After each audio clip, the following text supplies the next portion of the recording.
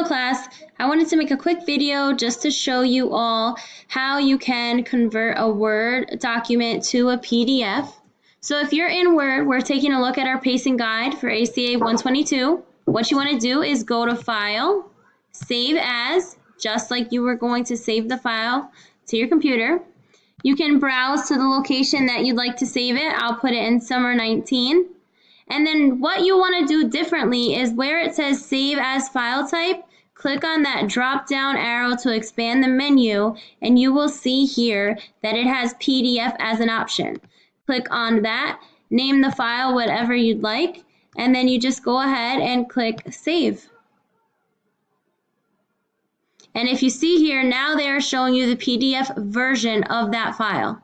So this comes in handy because for many assignments, instructors give you submission guidelines. They might tell you to attach a Word document, or they might tell you to attach a PDF file. If they tell you to attach a PDF file, you'll need to know how to convert the Word document to a PDF in order to do so correctly.